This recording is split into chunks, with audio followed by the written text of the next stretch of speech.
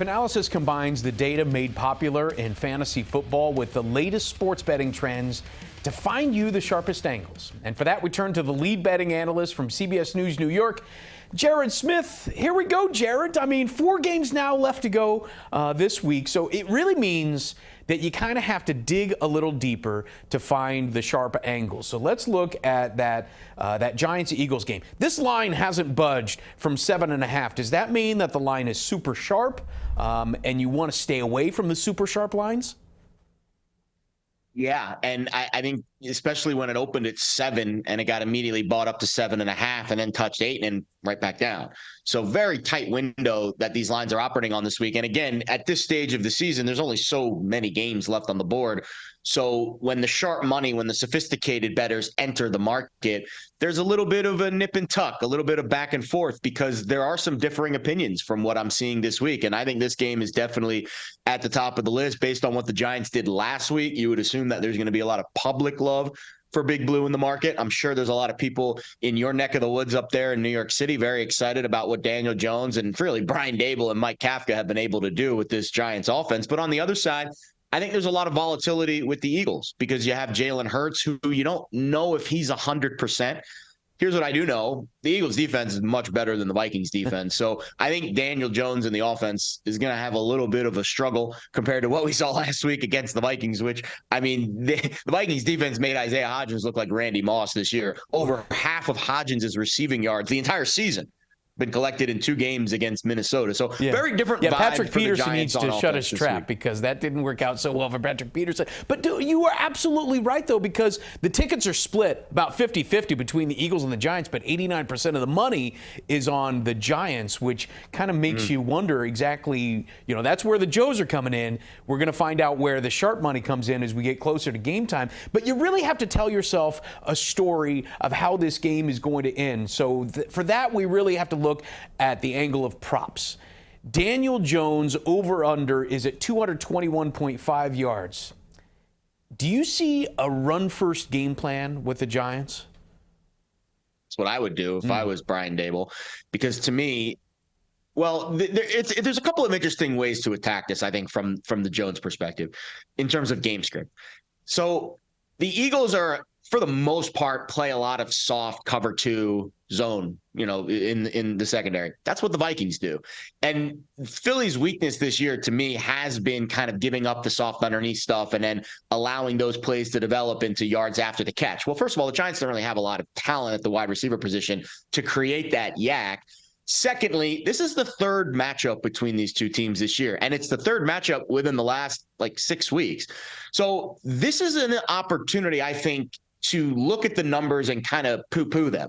Because when you look at what the Eagles have given up this year, you're like, oh, well, maybe Daniel Jones and what they did last week against Minnesota, if the Eagles stick to their script all year and play that soft cover 2 zone, well, then maybe Daniel Jones will be able to have some success. But I don't think that's the right way to approach it from a game script perspective. Why are you going to allow Daniel Jones in this offense to get the same exact looks that they've seen against the Eagles twice over the last 6 weeks? So I think we're going to see a lot more man coverage. At least that's how I would play it from a scheme perspective. Bradbury and Slay are 2 of the best cover corners in the league. Let those guys man up against Hodgins and Slayton and James and make Daniel Jones beat you with his arm deep down the field, because when you press man, well, then the opportunities to throw are deep instead of short, which is where Jones prefers to operate. So if I'm the Eagles defense, I'm going against what the numbers are saying this week, and I'm playing a lot more man, a lot less zone,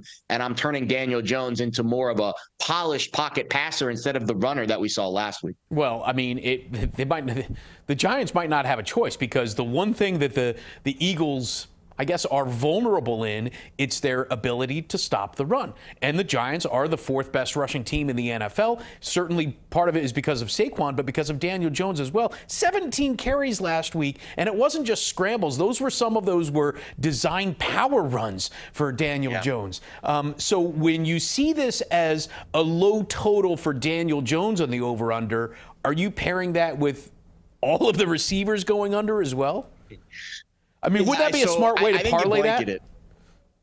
You certainly can, but odds are one of them is going to make a play and go over. But I don't think all like in my opinion, I think if you have all four guys, you have the quarterback and the three receivers. I think it's a very correlated bet with the three receivers. One might go over, but if the quarterback stays under, I'm willing to bet that at least two of the three receivers also stay under. Another thing you have to consider, Kenny Golladay kind of made his appearance known over the last couple of weeks. He is not even on the list of props. I could see him having at least some impact in this game. And then, of course, you've got Saquon Barkley and Daniel Bellinger, the other receivers on this Giants roster that I think the game script, if it is going to be a soft cover 2 zone, plays out better for Bellinger and Barkley to be kind of the underneath guys. Slayton and Hodgins are the throwaways. I mean, those guys are the deep threats. There isn't a lot of deep threat on this Giants roster, but those are the deep threats on the roster. And I don't see those two guys going over. I think Richie James is the one wild card. They've used him in some interesting sets this year. But, yeah, I bet Jones under 221, and I bet all three of those receivers, Hodgins, Slayton, and James, under their receiving yard props. I just don't see it being a good game for the Giants offense. All right, so flip it over to Hurts because we don't know exactly what he's going to bring to the table. His under rushing is still up there at 54.5 yards. Now, we have to realize that this Giants team, through the first 14 weeks of the season, their defensive, their DVOA was 26 through the first 14 weeks, but over the last 5 weeks, it's gone to 11th. So clearly this Giants defense has gotten better, and Hurts might not want to run nearly as much in this game. Would you have any interest in 54.5 for Hurts? I think you'll know early. I think this is the one wild card to this game. They're not playing on wild card weekend, but the one wild card here is how healthy Jalen is. He didn't look healthy in week 18. He's had 2 weeks off, but considering how unhealthy he looked, I'm guessing 2 weeks is not going to be back to 100%. Like, he'll probably be somewhere in between. Maybe let's say he was 50% in week 18, probably somewhere in the 75% category this week after just 2 weeks off. He hasn't had a full month off. He hasn't had 2 full months off.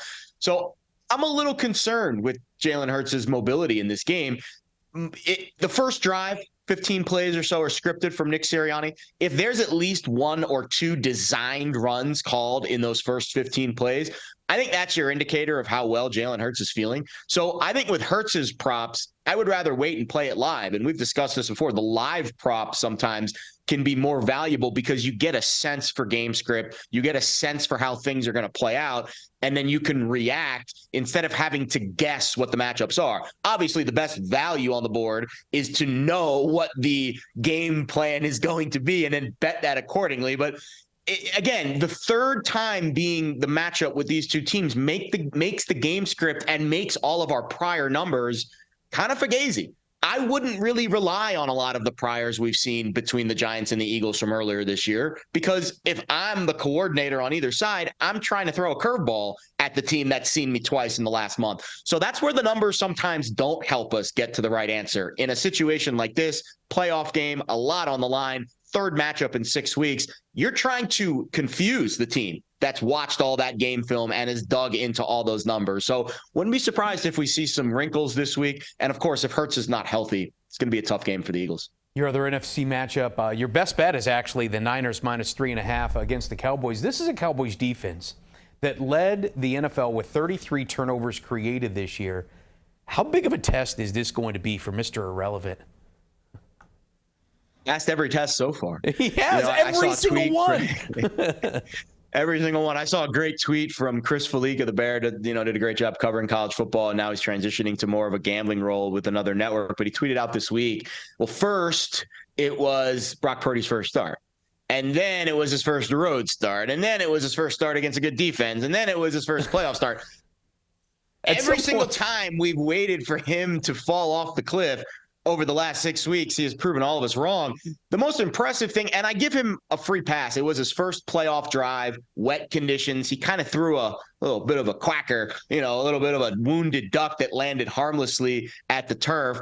That was the only throw the entire game that was even remotely off target. He had 0 turnover-worthy throws that were graded as such by Pro Football Focus in that game against Seattle. And again, that's his first playoff start. I know Seattle's defense is not what you're going to see this week against Dallas, But the NFL is the NFL, and these guys can all play.